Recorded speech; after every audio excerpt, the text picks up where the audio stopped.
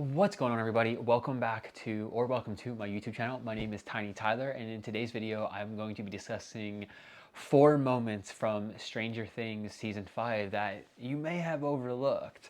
And really, it's 3 moments specifically, and the fourth one's kind of like a question that I've been playing around with. That is also still kind of a moment, but anyway, you'll see when we get there. For anybody who hasn't seen season 5 of Stranger Things, spoiler alert now. Everything I'm going to be talking about here is from the season, and it will absolutely ruin it for you if you want to be shocked and you want the surprise factor. So, yeah, click off the video now.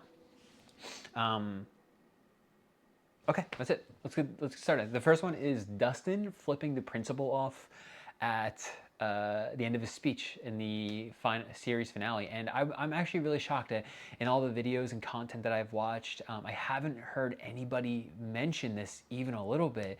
And I thought this, given how much Eddie meant to the character of Dustin, and how much it seemed to influence his behavior in season 5, I'm surprised more people haven't talked about this, because that's exactly what Eddie said he was going to do when he finally graduated in the beginning of season 4. He said, when I walk down that stage, I'm going to grab my diploma from the principal. I can't remember the principal's name off the top of my head. And then he's like, and then I'm going to flip him off and I'm going to leave. And that's exactly what Dustin did. And it's really cool because, I mean, in the Stranger Things universe, this is what, 3.5 years later than when Eddie had actually said that. And Dustin did exactly what Eddie said he was gonna do. And I just thought that was a really cool little nod to the character of Eddie. The next one is Karen Wheeler. I mean, I guess this is a few moments, but I haven't heard anybody talking about this. I just thought it was so cool. Like, she was, she was always there in like the first 2 seasons, maybe a little bit of season 3, but I feel like in the back end of season 3 and season 4, she like really didn't have much screen time or much of a presence. But then in season 5, again, she's still not really that relevant to the main plot, but her character just has some like really pivotal moments. I mean, taking a Demogorgon head on with a wine bottle, like, I'm getting the chills. It was so cool. And I mean, like, she even has the scars at the end, which, I'm still new to making content on this channel, but one of my favorite movie quotes of all time is Keanu Reeves in The Replacements, where he says, "Pain heals, chicks dig scars, and glory lasts forever." And I just think scars are the coolest thing in the world. So those scars across her chest, while I'm sure they were very painful to be attacked by a monster like that, were really, it was just a really cool, like, symbolism for how much of a badass she was in the last season, because not only did she face the Demogorgon head on when trying to protect Holly, but then she blew up what, like 3 Demodogs in the later part of the season, and that was just so badass.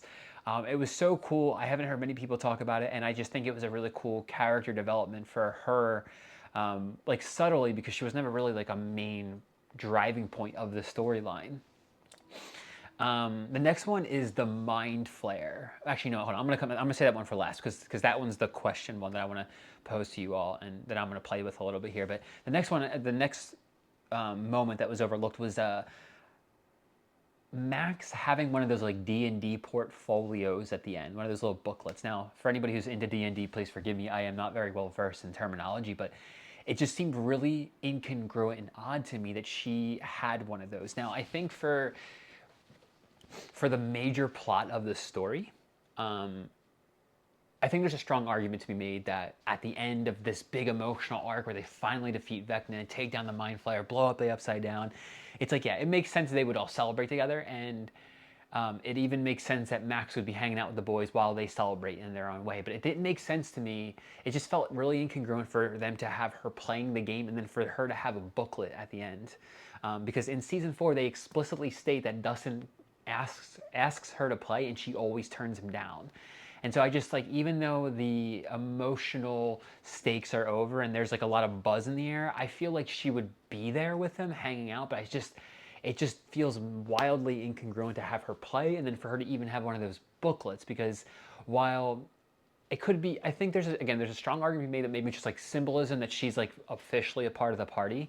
But I think that was more than implied with her and Eleven being a part of the party at that point, given that they were all fighting Vecna, the Mind Flayer, and taking on the monsters from the Upside Down, more generally speaking. So I don't know, it just felt a little incongruent to me.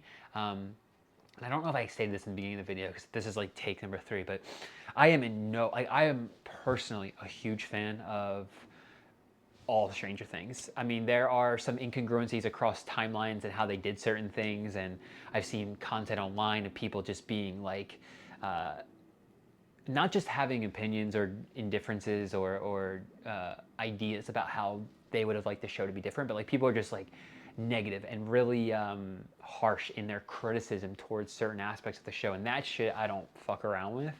I notice incongruencies and I notice I have different opinions. All in all, though, like I am just blown away by how Stranger Things evolved. I really enjoyed season 5, and I enjoyed the cinematic effect, especially given where it started. I enjoyed all of it. I thought it was, for the most part, pretty well written. I mean, there are some aspects, again, that just kind of got lost in it, like Holly aging 4 years in a year and a half. I mean, in season 4, I'm pretty sure Nancy explicitly states that she's 6, and then she becomes 10 in season 5.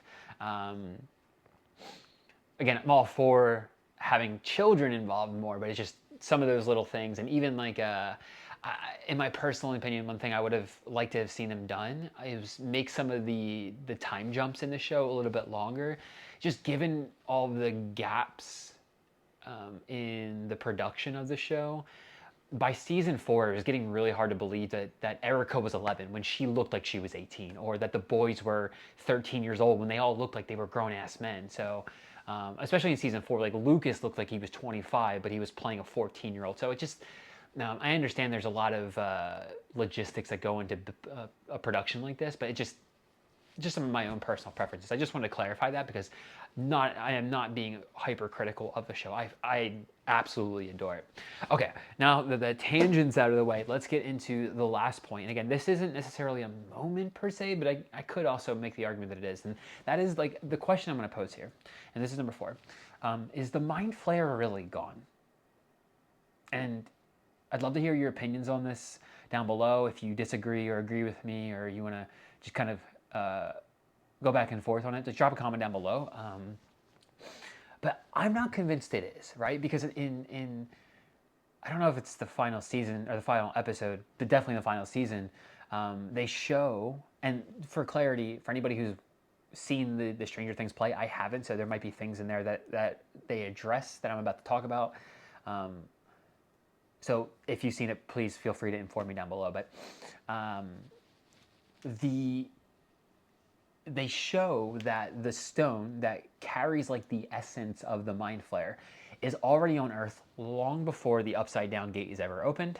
And they show that the Mind Flayer it's not an entity, it's more of like an energy. You know, it's like gas and vapor. I mean, they even show when the kids are depossessed, and when they get the Mind Flayer out of Will at the end of season 2, that it's like smoke leaving the body, right? And so it's more of like a gas vapor. It's like ethereal. It's not a material thing in the way that we know it in our reality. Like you can't necessarily grab it and hold it and taste it, touch it, feel it. Our senses wouldn't, like we might be able to see it, and that's only because of the way they visually produce it. But it seems more like it's not something that the senses would be necessarily be able to pick up on. And so because it was in the stone long before the gate to the Upside Down was open, then it was somehow in some capacity already on Earth. And even when they show the kids and Will being like depossessed by the Mind Flayer, again, that like gas vapor smoke thing just goes back into the air. It doesn't necessarily, they don't show it being destroyed or going anywhere. Now, I think the very real connection to Vecna is obviously gone because Vecna is dead, but when they show it merging with Vecna, it comes to him as like that it's an image, and it merges with his like consciousness within his body, but doesn't fully possess him, right? And so they never show it being completely gone, and so I'm not necessarily convinced it is. I think, you know, maybe they left this aspect very ambiguous, like Eleven's death, for potential of spin-offs and like for them to be able to build a mythology of Stranger Things down the road. I kind of think of it like when Pokemon first started, it was very like integrated into our real world reality. Like that, I'm pretty sure they reference certain states and cities at certain points. But as the franchise grew, it created its own universe, and I'm imagining Stranger Things, if the franchise continues to take off, will do the same thing. And leaving these things very ambiguous in nature allows them to be able to explore them later. And because of that, especially with how they ended things with 11, I almost am convinced that the creatives behind like the Duffer Brothers and whatnot, the writers, left the Mind Flayer's fate very ambiguous so that they might be able to do something with it later. And again, just how they kind of introduce its origin with Henry in the earlier parts of season 5, whenever they do it in season 5, because I'm drawing a blank on when it is. I think it's a very strong possibility that Mind Flayer's gone, and I don't personally believe that it is permanently gone. I just think that its connection to Henry is obviously severed permanently because he's dead, and yeah. So I just think there's a strong possibility that the Mind Flayer makes a return and that it's not actually gone. But that's just my 2 cents. I'd love to hear what you guys think about any of these things. If you noticed them, if you didn't, what are some like moments that maybe you haven't heard even talk about that have been overlooked? I'd love to hear it down in the comments down below. That's it. That's all, y'all. That's the video. If you guys took anything from the video, you enjoyed it, you want to see more of this kind of stuff, or you just want to, maybe you think I'm cool or something, do the YouTube algorithm stuff, like, comment, subscribe, all that jazz, and that's it. Peace out, y'all.